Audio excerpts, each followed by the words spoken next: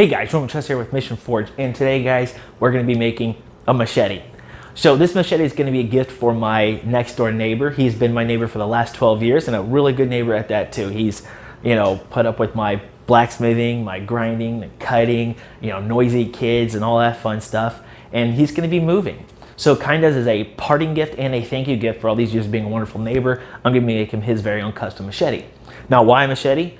Well, where he's going to be moving to, there's a lot of yard work that's going to get done. He said here there's lots of like trees and palm fronds and stuff like that's going to get cut and trimmed and all that stuff. And he loves doing our outdoor and yard work and stuff like that. So I figured, why not make him a tool that he can actually use? So with that, guys, let's go ahead and let's get started.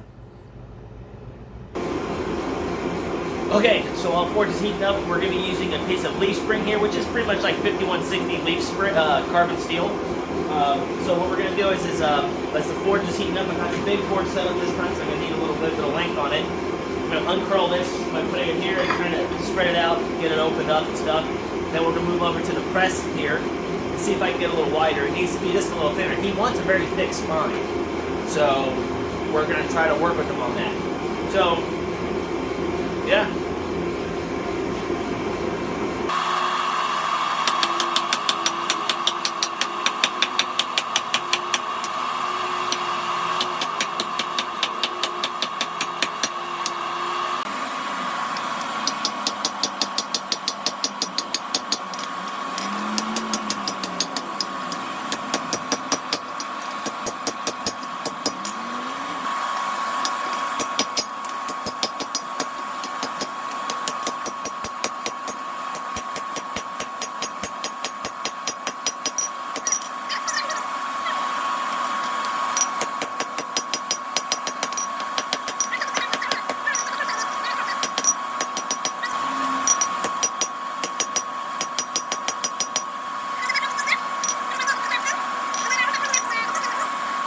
So the camera started to overheat, so you missed a little bit of the turning and forging the taper.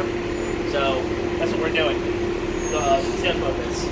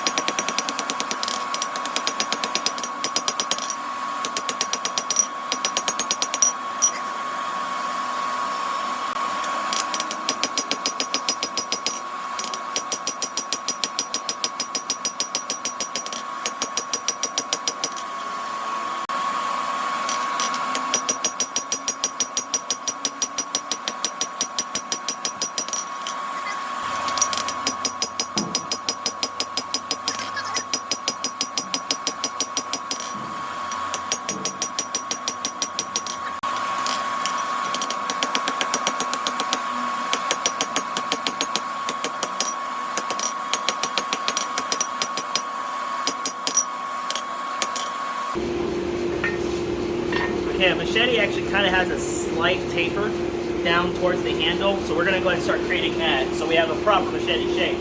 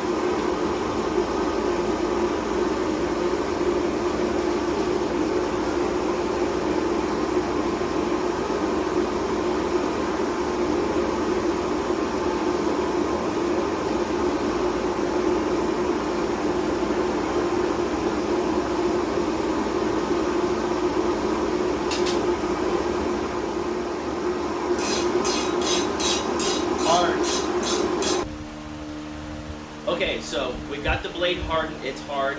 The next thing I'm going to do is I'm going to stick it in the oven, my regular oven at home, in the kitchen there, at do 2 1-hour cycles of 400 degrees to really take out that brittleness. I may do 3 cycles because I really want this to have some good flex in it. Then afterwards, we'll go ahead and get back to grinding in the bevels and cleaning it up a little bit. So, yeah, go from there. Okay, so we got the blade here tempered.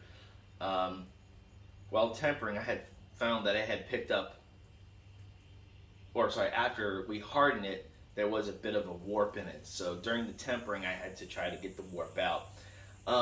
One quick trick to do that is you get yourself like a piece of flat stock, something like this here, and then all you need is a couple little pins. I just put, the warp was about, here. So what you do is you'll put your pins on the flat stock, set where that warp would be, and then I just use a C-clamp, and then you clamp the blade to the flat stock. You'll just clamp it like, just to kind of give you an idea, something like that, and then you just tighten it down. And you don't want to go where it's perfectly straight. You want to go past the warp. So if the warp is like this, I'm exaggerating, you don't want to get it to here. You actually want to get it to there. So that way when you take the clamp off and the pins off, it'll go to straight. And that's exactly what I did. And unfortunately, I had to do an extra temper cycle to do it, which doesn't hurt anything. So I wanted to do 2 1-hour cycles. I did 3. So because it was that 3rd cycle, that's when it finally got that warp out. And it doesn't hurt anything. As long as I don't go hotter and hotter during the temper cycle, I just stayed at the 400 degrees. But now we're fully tempered. Now what I got to do is...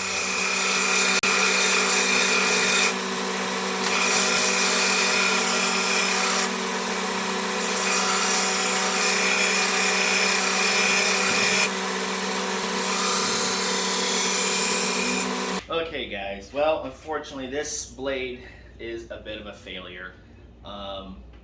So, checking it, it looks fairly straight and all that fun stuff, but there is still a slight warp in this, and I realized that when I was trying to grind the bevels into it.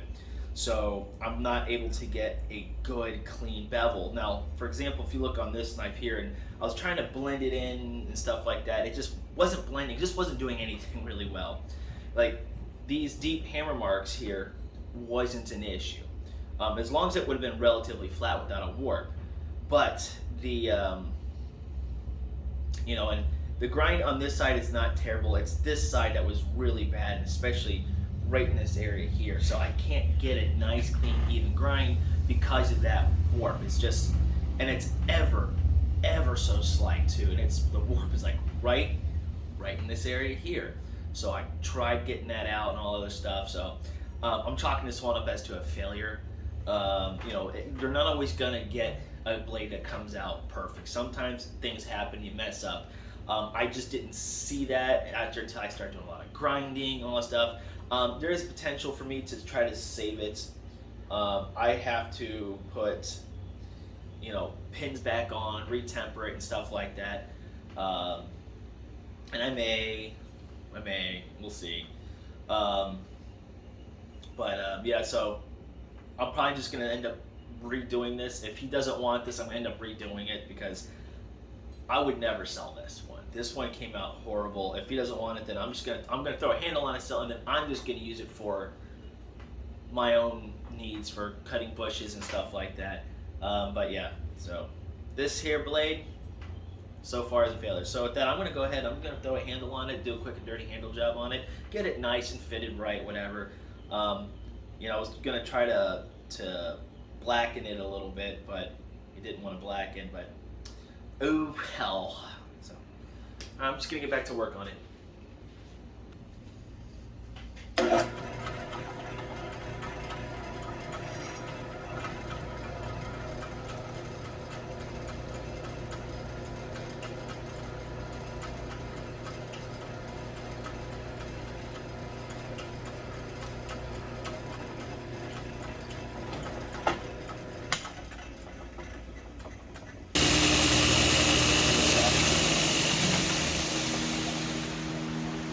Okay, I may have found a way to kind of save this blade a little bit because I know some of the grinds are bad. What I'm doing though is doing a flat grind. It won't be though, from the end all the way to the spine here, using the slack part of the belt here. So that way it blends it nice and neat. So we're gonna go with that. So it'll definitely be more of a teardrop type grind. And then once I'm getting ready to sharpen it, then it'll be just strictly at the edge. So a good thing about that though is it'll give it some stability and support behind the edge. It's not gonna be a fine slicer by any means, but it will help get the grind lines and everything real nice and neat, even. So hopefully that'll work. So let's give it a shot. You know, why not? What's the worst that's gonna happen? Not turn out well?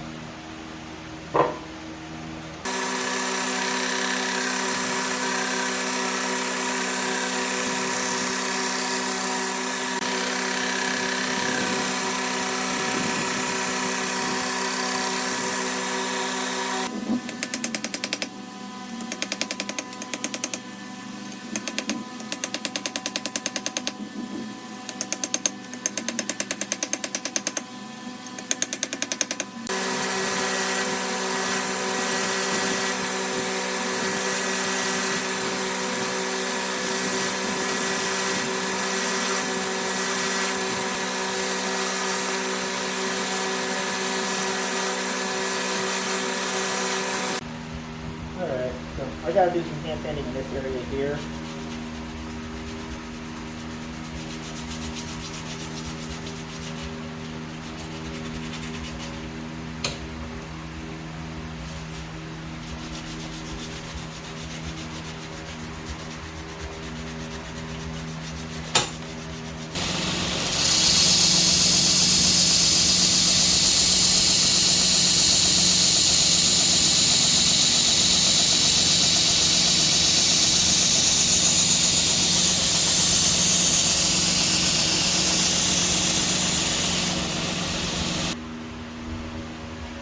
Okay, so I just applied the tongue oil on. That is sharp and cutting into my hand. Once you apply tongue oil, you just gotta let it sit for about 10-15 minutes, and then you wipe it off, and you should be usually good to go. Do a couple of coats. Alright folks, the moment of truth. Got the tongue oil on and wiped off the handle here. Will it cut?